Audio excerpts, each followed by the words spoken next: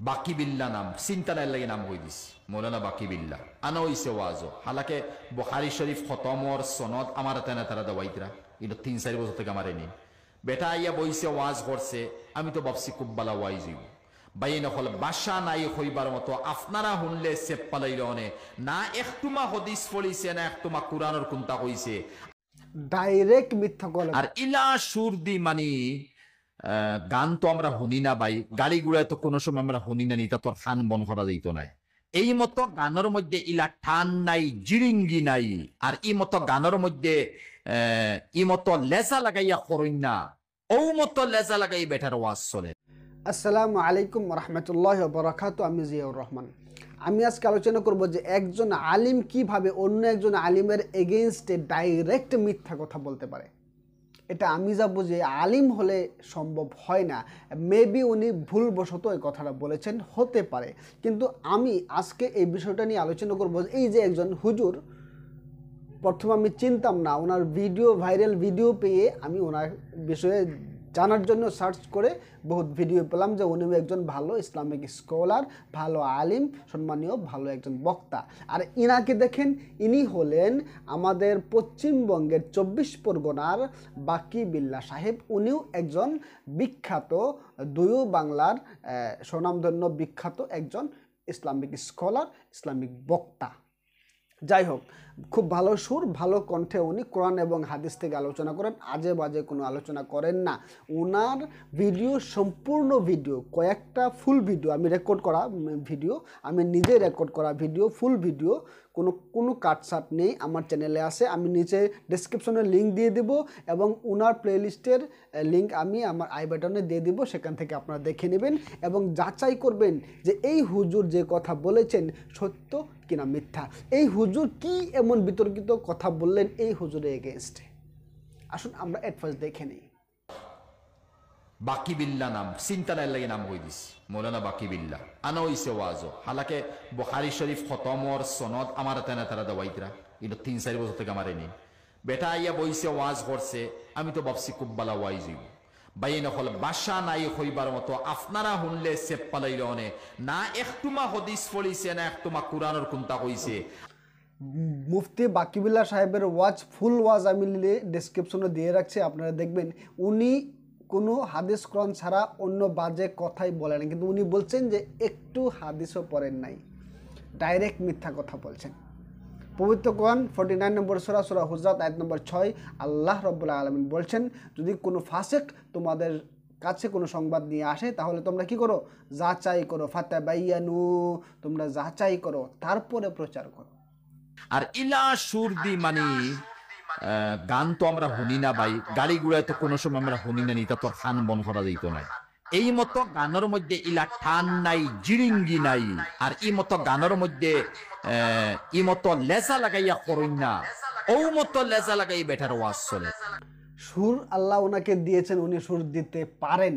সুর দিয়ে ওয়াজ করা যদি নাজায়েজ হারাম হয় তাহলে আপনি লিখিতভাবে ভালো করে ফতোয়া দিয়ে পাবলিককে বোঝাইয়া দেন না, আপনিও তো সুর ছাড়া ওয়াজ করতে পারবেন না। সুর দিয়েছে, উনি সুর দেয়, ওনার সুর ভালো, যার জন্য শ্রোতা ওনাকে ভালোবাসে, ওনার বক্তব্য শুনে থাকে। ভালো কথা, প্রবলেম কি আছে এখানে? প্রবলেম এটা হলো যে আপনার হিংসে হচ্ছে, অন্য কিছু না। যে আসামে আসছে, ওয়েস্ট বেঙ্গল থেকে বক্তা এসে আলোচনা করছে, আমাদের জনপ্রিয়তা কমে গেছে, আপনার হিংসে হচ্ছে, এটাই আমার মনে হচ্ছে। যাই হোক, পবিত্র কোরআন 49 নম্বর সূরা, 49 নম্বর সূরা, 6 নম্বর আয়াত, আল্লাহ রাব্বুল আলামিন বলছেন, ইয়া আইয়ুহাল্লাযীনা আমানু ইন জাআকুম ফাসিকুম বিনাবাইন ফাতাবায়ানু।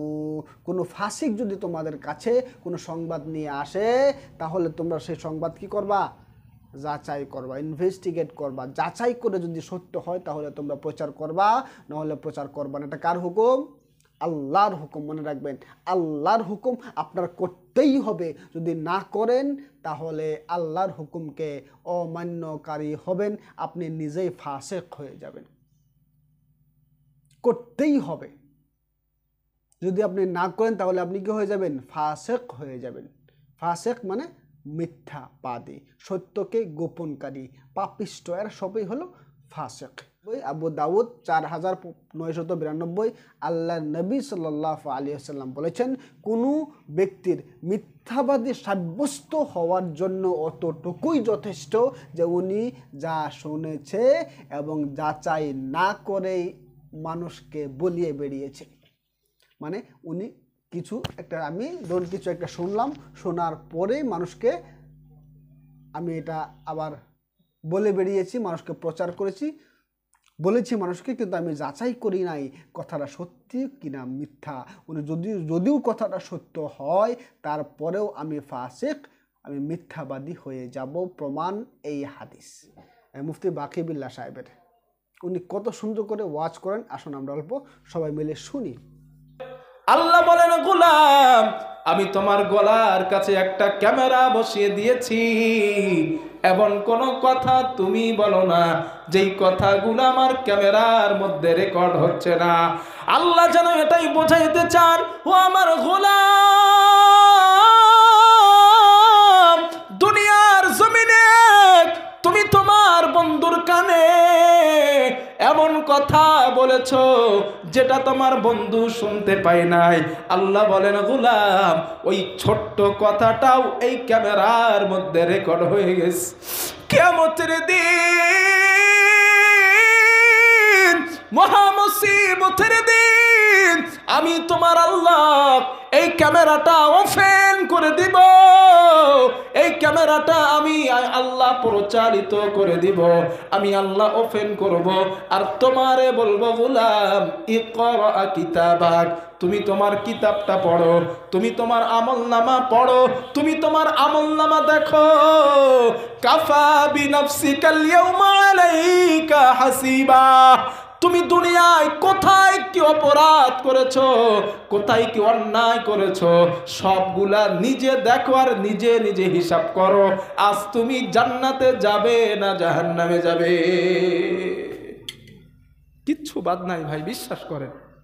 আমি যে কথা বলছি, আমার প্রত্যেকটা কথা এতে যেমন রেকর্ড হচ্ছে, আমার এইখানটাই রেকর্ড হচ্ছে। হ্যাঁ, বিশ্বাস করেন, এটা আল্লাহ বলছেন মানে মিস নাই। বিশ্বাস হয় আপনাদের? হ্যাঁ, আপনাদের আসামে রেড সিগন্যাল আছে না রাস্তায়? গুয়াহাটিতে গেলে রেড সিগন্যাল পড়ে। আমাদের কলকাতায়, আপনাদের আসামে এসে দেখি রেড সিগন্যাল খুব কম, কিন্তু আমাদের কলকাতায় 2 কিলোমিটার যাইতে পারবেন না রেড সিগন্যাল, শুধু গাড়ি দাঁড়াও, শুধু দাঁড়াও। 10 কিলোমিটার রাস্তা যাইতে 2 ঘন্টা লাগে, এত রেড সিগন্যাল। তো আমি যখন রাত্রে জলসা করে ফিরি বাড়ি, তখন কোনোদিন 3টে বাজে, 2টে বাজে, 4টে বাজে, কলকাতার মধ্যে থাকি। এখন রেড সিগন্যাল, ওখানে কোনো ক্যামেরা স্টাফম্যান নেই। এই যে ক্যামেরা স্টাফম্যানেরা, এরকম কেউ নাই, কোনো পুলিশ নাই, কেউ নাই, শুধু রেড সিগন্যাল পড়ে আসছে। আমি আমার ড্রাইভারও আসছে, আমি কলকাতা থেকে গাড়ি নিয়ে আসছি, ওটা আমার গাড়ি। তো আমার ড্রাইভারকে আমি বলছি, ভাইয়া এখন তো কেউ নাই, তুমি গাড়ি ওভার স্পিড করো। মাঝে মাঝে গাড়ি ওভার স্পিড করেছে, গাড়ি তো আমার নামে, আমার নাম্বারে মেসেজ আসছে, বাকিবিল্লাহ সাহেব রাত 2টা 32 মিনিট 33 সেকেন্ডে, বাকিবিল্লাহ সাহেব এইটা আসে নাই, এত এমআর আসে, সার আসে। আমি আমার ভাষায় বলছি, বাকিবিল্লাহ সাহেব রাত 2টা 32 মিনিট 33 সেকেন্ডে অমুক জায়গা থেকে রেড সিগন্যাল ক্রস করেছেন, মেহরবানি করে জরিমানা দেন 500 টাকা। আমি চিন্তা করলাম, আল্লাহ ওখানে কেউ নাই, এই জরিমানা আসলো কেমনে? এখন চিন্তা করলাম, ওই যে রেড সিগন্যাল, ওর মধ্যে ছোট্ট একটা ক্যামেরা বসানো আছে, ছোট্ট একটা ক্যামেরা বসানো আছে। রাত 2টা 32 মিনিট 33 সেকেন্ডে কোনো ক্যামেরা স্টাফম্যান সেখানে নেই, আমি গাড়ি ওভার স্পিড করেছি, আমার ওই ওভার স্পিডটা ক্যামেরা ধারণ করেছে। ও আসামের মুসলমান, এইটা যদি মানুষের এলেমে, মানুষের বুদ্ধিতে, মানুষের মেধায় সম্ভব হয়, যেই বুদ্ধি, যেই মেধা, যেই ব্রেন আল্লাহ মানুষকে দিলেন, ওই মানুষের পক্ষে, ওই আল্লাহর পক্ষে কি এটা সম্ভব না? মানুষের গলায় অদৃশ্য ক্যামেরা বসাইবে? সম্ভব না? সম্ভব, সম্ভব। কিন্তু মানুষ এটা বিশ্বাস করে না। যদি বিশ্বাস করত, মানুষ এক লাহারে সুদের কারবার করতে পারতো না। মানুষ যদি বিশ্বাস করত, ঘুষের সঙ্গে তার সম্পর্ক থাকতো না। মানুষ যদি এটা বিশ্বাস করত যে আমার রেকর্ড হচ্ছে, মানুষ দুনিয়ায় দাদাগিরি মোস্তানগিরি দুনিয়ায় করত না। কারণ সে বিশ্বাস করত আমার মরে যেতে হবে, মরে গেলে যাদের যাদের পিছনে আমি মোস্তানগিরি করেছি, যাদেরকে আমি মেরেছি, যাদের কাছে গিয়ে দাদাগিরি ফলিয়েছি, ওই মানুষগুলাই আমার খাটিয়ায় করে আমার লাশটা বহন করে মাটি দেবে। ওই মানুষটা মোস্তানগিরি করতো না দুনিয়ায়। বিশ্বাস করে না বলেই সম্ভব, বিশ্বাস করে না বলেই সম্ভব। তবে ভাইরা একটা কথা মনে রাখেন, সারা জীবন মনে রাখবেন, কিয়ামতের দিন আল্লাহ এইটা আপনার সামনে দেখাবে। তাফসিরের মধ্যে লেখা হয়েছে কিছু বান্দা বলবে, আল্লাহ আপনার ক্যামেরার মধ্যে আমার জিনার গোনা আসছে, আমি জীবনে জেনা করি নাই। কথাটা মন দিয়ে শোনেন এই জায়গাটা। বান্দা বলবে, আল্লাহ আমি সুদ খাই নাই, আমার আমল নামায় সুদের গোনা আছে। বান্দা বলবে, আল্লাহ আমি অমুক দিন নামাজ কাজা করি নাই, আমি পড়ছিলাম কিন্তু নামাজ কাজা করার কথাটা লেখা হয়েছে এই মেমোরির মধ্যে। এখন যদি আপনি এই কথা বলেন, আল্লাহ যদি বলে হ্যাঁ বান্দা যা, তোর কথা বিশ্বাস করলাম, তাহলে তো বিচার ফয়সালা ঠিক হলো না, তাই না? হ্যাঁ, এটা তাফসিরে লেখা হয়েছে, কিছু বান্দা অস্বীকার করবে। আল্লাহ তাআলা বলবেন, গোলাম তুমি যে অস্বীকার করছো ঠিক আছে, মেনেই নিলাম, আমার ক্যামেরায় ভুল রেকর্ড হয়েছে। ফোন হ্যাং করে না, এখন হ্যাং করার কারণে মনে করেন যে এটা উঠে গেছে, মোবাইলে হ্যাং করছিল, ধরেই না হ্যাং করেছে। আল্লাহ তাআলা বলবেন, 2 নাম্বার সাক্ষী, তুমি যে বলছো আমি অপরাধ করি নাই, আল্লাহ তোমার মেমোরি হ্যাং করেছে, দুনিয়ায় এই অন্যায় আমি করি নাই। আল্লাহ যদি মেনেও নেন ঠিক আছে, তোমার কথা মেনে নিলাম। আল্লাহ 2 নাম্বার সাক্ষী হাজির করাবেন। আল্লাহ পাক বলেন, ওয়া ইন্না আলাইকুম লাহাফিজিন কিরামান কাতিবিনা ইয়ালামুনা মা তাফআলুন। আল্লাহ রাব্বুল আলামিন বলেন, গোলাম তোমার সঙ্গে আমি তোমার আল্লাহ 2 জন সম্মানিত লেখককে নিয়োজিত করেছি। এমন কথা তুমি বলো না, এমন কাজ তুমি করো না, এই 2 জন সম্মানিত লেখক তোমার কথা এবং কাজগুলা লিখছে না। আল্লাহ বলবে ফেরেশতা তোমরা 2 জন এদিকে আসো। আসবে, খাতা খোলো, মেমোরির মধ্যে যেটা ছিল খাতার মধ্যে এইটা। আল্লাহ বলবে এবার কি বলবি বল। এখন আপনি যদি বলেন আল্লাহ ফেরেশতারা ওই সময় ঘুমাচ্ছিল, ভুল লিখছে,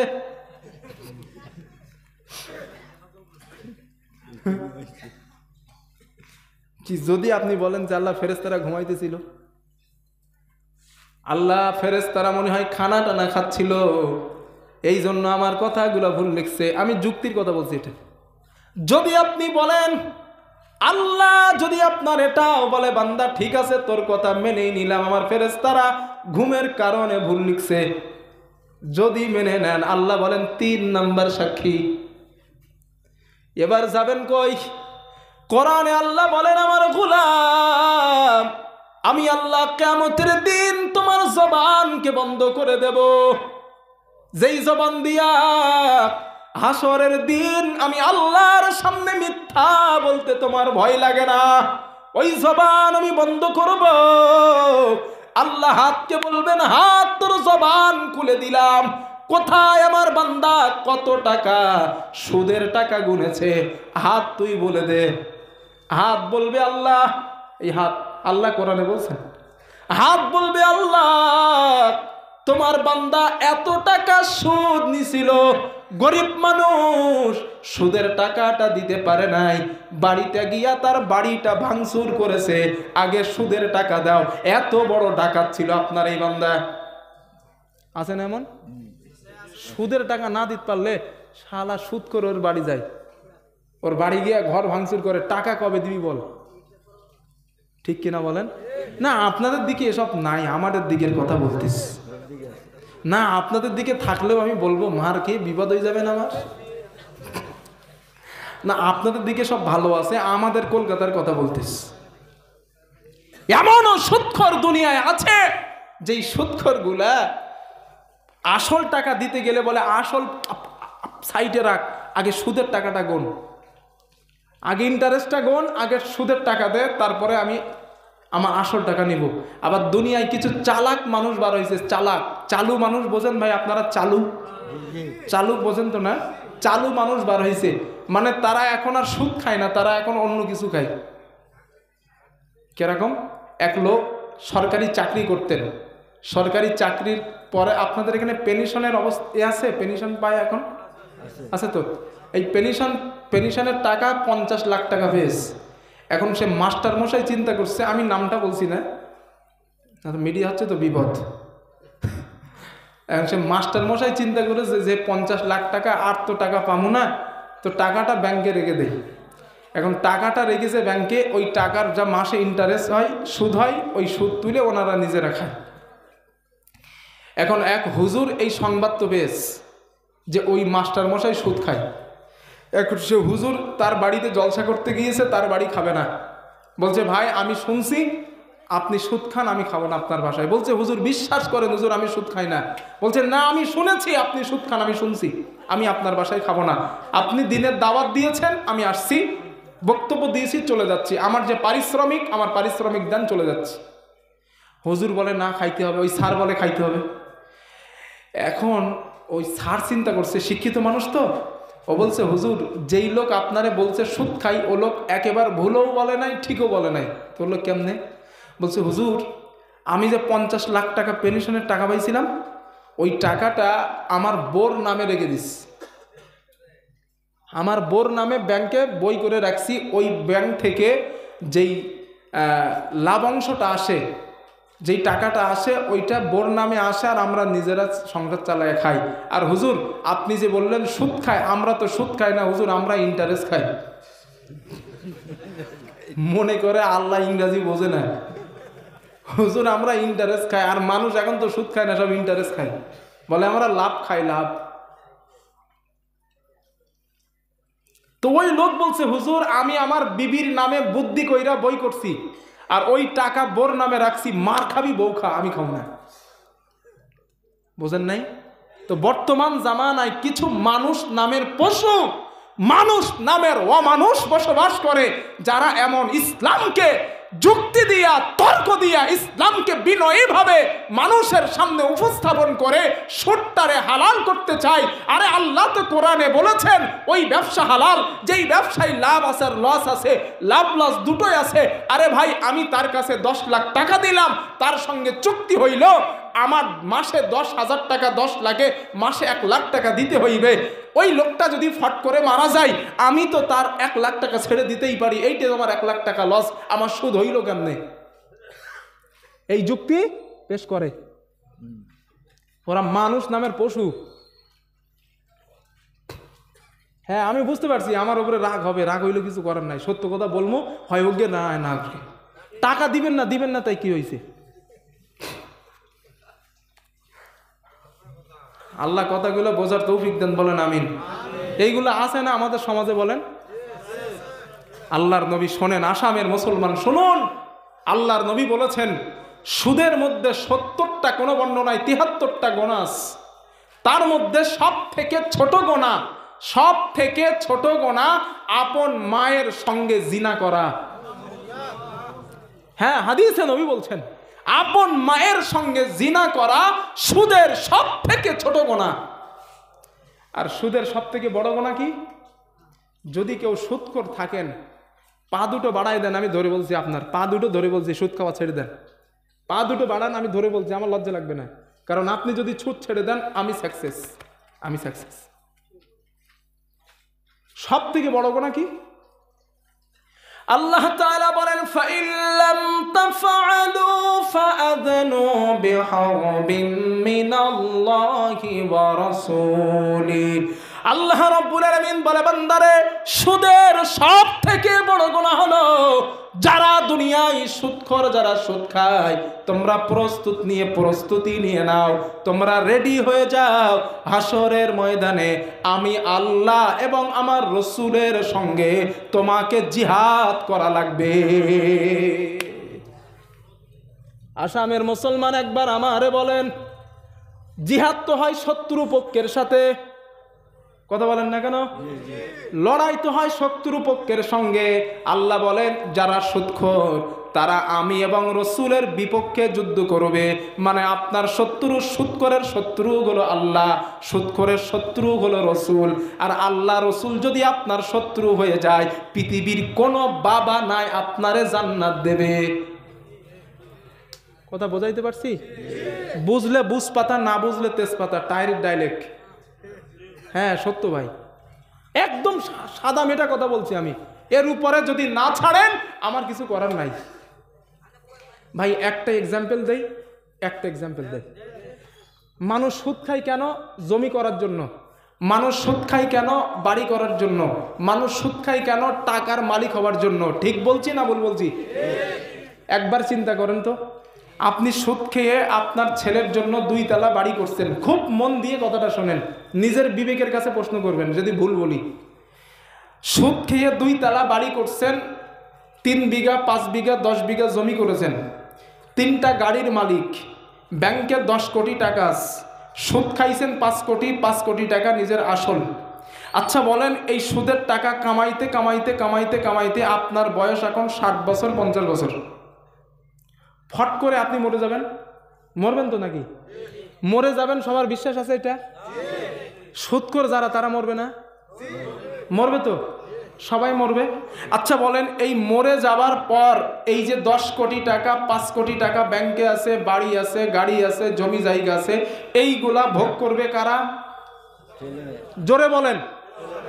ছেলে মেয়েরা। এবার আপনারা বলেন, আপনাদের বাবা মা যাদের মারা গেছে, বাবা মার কবরের পাশে জিয়ারাত করতে যান প্রত্যেক দিন, এরকম একটা মানুষ আছে? সপ্তাহে একদিন, মাসে একদিন, 2 ঈদের সময় হয়তো যায়, 2 ঈদের সময় জিয়ারত করতে যাই।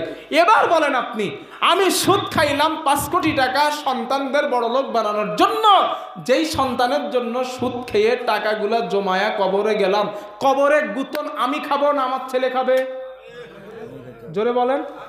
কবরে গুতন আমি খাবো, আমার ছেলে খাবে না। তাহলে আমার মতন ফার্স্ট ক্লাস ইডিয়েট আর দুনিয়ায় আছে?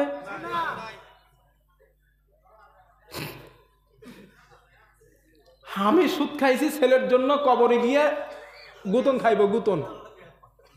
তাহলে আমার মতন ইডিয়েট আর দুনিয়ায় আছে কেউ? লজ্জা লাগা দরকার।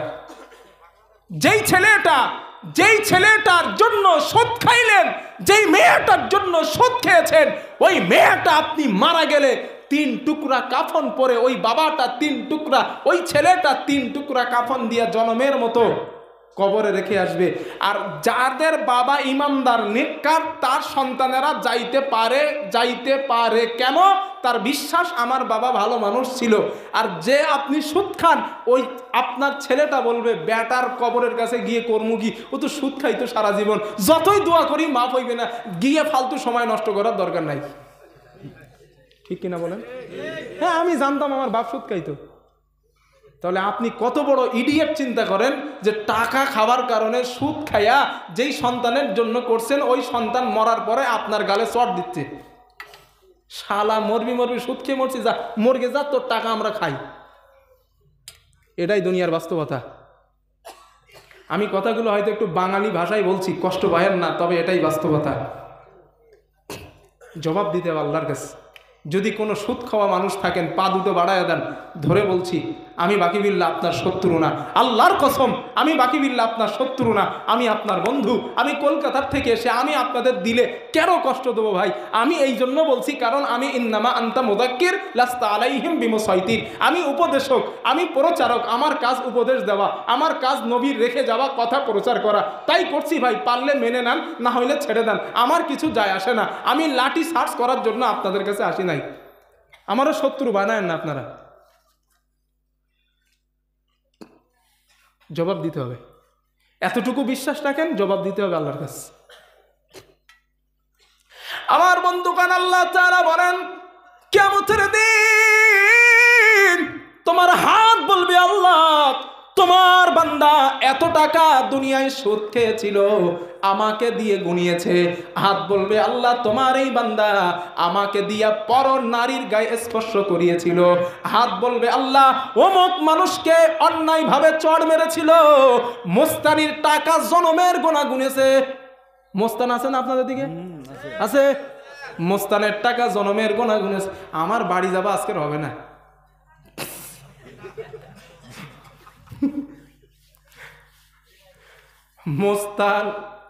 মোস্তানি করে কাজ কাম কিচ্ছু করবে না। ব্যবসায়িকরা ব্যবসা করে, তার কাছে গিয়ে বন্দুক ধরে টাকা দেয়। ওই টাকাটা হারাম না হালাল? ওরে হারাম টাকা খাওয়ার থেকে শোরের পায়খানা খাওয়া ভালো, কুত্তার পায়খানা খাওয়া ভালো হারাম টাকা খাওয়ার থেকে।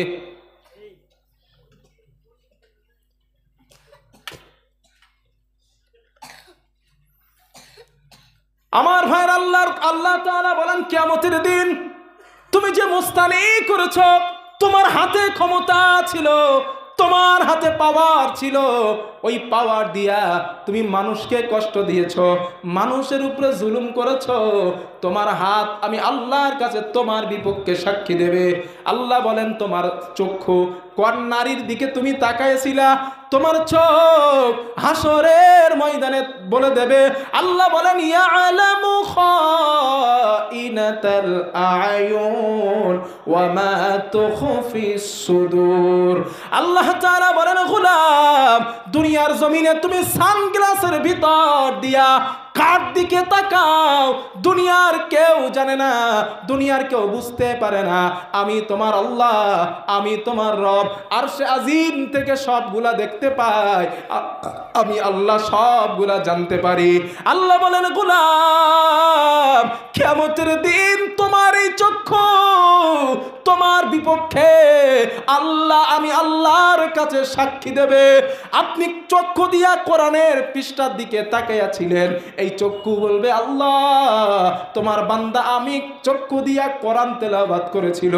আপনি চক্ষু দিয়ে হাদিসের পৃষ্ঠা তাকিয়েছেন, চক্ষু বলবে আল্লাহ তোমার বান্দা আমাকে দিয়া হাদিসের পৃষ্ঠাগুলো দেখেছিল। আপনি আপনার বাবা মার দিকে ভালো নজর দিয়ে তাকিয়েছেন, চক্ষু বলবেন আল্লাহ তোমার বান্দা আমাকে দিয়া তার বাবা মার দিকে আদরের দৃষ্টিতে মহব্বতের দৃষ্টিতে তাকিয়েছিল। আল্লাহর নবী বলেন, আল্লাহ বলেন ও গোলাম কিয়ামতের দিন তোমার চক্ষু তোমার পক্ষে অথবা তোমার বিপক্ষে আমি আল্লাহর সামনে দাঁড়াবে। আল্লাহ বলেন তোমার পা আমি আল্লাহর পক্ষে আমি আল্লাহর সামনে সাক্ষী দেবে। তোমার মুখ বন্ধ, তোমার পার জবান খুলে যাবে। পা বলবেন আল্লাহ আমাকে দিয়া ওই অন্যায় কাজ করিয়েছিল, পা বলবেন আল্লাহ আমাকে দিয়া ওই নেক কাজ করিয়েছিল। এখন আমি আপনাদের কাছে জানতে চাই, আপনারা আমাকে বলেন হাত কান চোখ পা যদি সাক্ষী দেয় এটা অস্বীকার করবেন কেমনে? বোঝাইতে পারছি? এটা অস্বীকার করবেন কেমনে? আর উপায় আছে? আগের দুটোটা কিন্তু উপায় ছিল কিছুটা, আল্লাহ মেমোরি হ্যাং করছে, মেমোরি হ্যাং করছে। এটা কিন্তু কিছুটা আল্লাহ যদি বলে হ্যাঁ মানলাম, আল্লাহ আপনার ফেরেশতারা ঘুমাইতেছিল ভুল লিখছে, এটাও মেনে নিলাম। এখন হাত আপনার, হাত তো লোকের না, হাত আপনার, হাত দিয়ে কি কামাই করেছেন হাত সব বলে দিচ্ছে। এখন অস্বীকার করবেন কেমনে? রাস্তা নাই। এরপরেও যদি বলেন আল্লাহ হাত ভুল বলতেস, তাও যদি বলেন এটা তো মানা যায় না। আল্লাহ বলেন 4 নাম্বার সাক্ষী এই জমিন কথা বলবে, জমিন কথা বলবে। আল্লাহর নবী বলেন কিয়ামতের দিন তুমি জমিনের উপরে যা করেছো, মস্তানি করেছো, দাদাগিরি করেছো, ফেরেববাজি চিটিংবাজি করেছো, এই জমিন আল্লাহর কাছে তোমার বিরুদ্ধে মামলা দায়ের করবে। আল্লাহর নবী বলেন আমার উম্মাত এই জমিনের উপর দিয়ে হেঁটে হেঁটে তুমি ইসলামের প্রচারের কাজ করেছো, দাওয়াতে প্রচারের কাজ তুমি করেছিলা, এই জমিন তোমার পক্ষে কথা বলবে। ও গোলাম তুমি বাড়ি থেকে মসজিদের জন্য নামাজে তুমি চলে গিয়েছো, ওই মসজিদে যাবার রাস্তাটা তোমার পক্ষে দাঁড়িয়ে যাবে। মানুষকে কষ্ট দেওয়ার জন্য জমিনের উপর দিয়ে হেঁটেছ, ওই জমিনগুলা, ওই মাটিগুলা তোমার বিপক্ষে দাঁড়াবে। আল্লাহর নবী বলেন, ওই জমিন বলবেন, আল্লাহ আজ আমি ওই বান্দার বিপক্ষে আপনার কাছে বিচার দিলাম, আপনি ওরে বিচার করেন। এখন আপনারা বলেন, যত অপরাধ আমরা করি আসমানে করি না জমিনে করি? জোরে বলেন। আমি কথা বোঝাইতে পারছি? যত অপরাধ আমরা করি প্লেনের মধ্যে করি?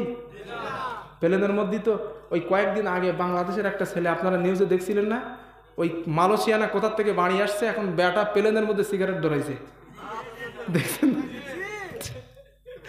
আমি চিন্তা করছি যে এত কঠিন চেক হয়, তারপরে বেটা এই ম্যাচটা পেলো কইতায়।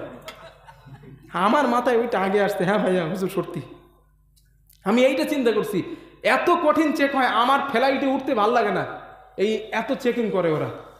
কোমরে ওই যে পায়জামা পরে আছি, পায়জামার একটা চেন আছে, বলতে উঁচু করে দেখাও কি আছে, আমাদের স্যার এটা জিপ, জিপ এটা জিপ, চেন হিন্দিতে জিপ বলে, জিপ আছে, তাও বলে ওটা উঁচু করে, জামা উঁচু করে দেখাও।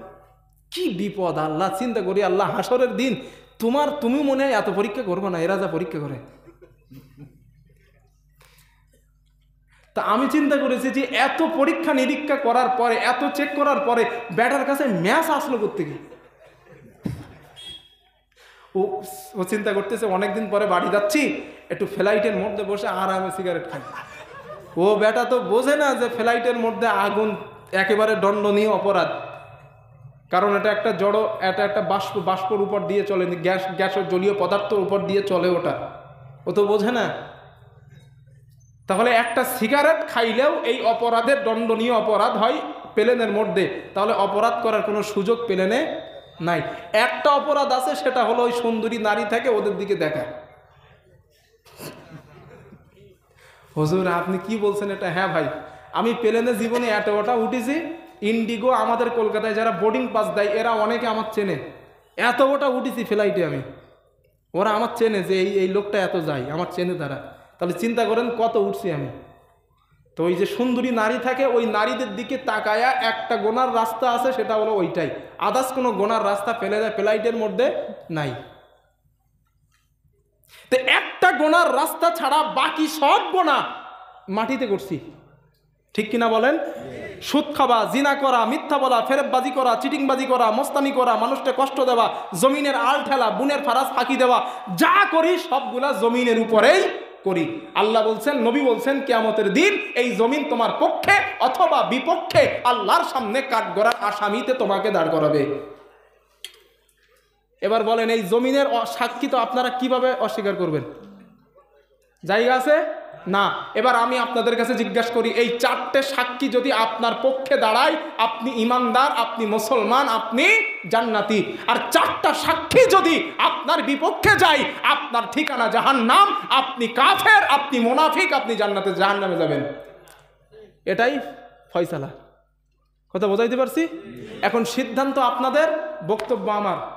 সিদ্ধান্ত আপনাদের, বক্তব্য আমার। পারলে ভালো হন, না পারলে ছেড়ে দেন, আমার কিছু যায় আসে না। এই আমার আলোচ্য বিষয়ের একটা সাবজেক্ট শেষ করলাম।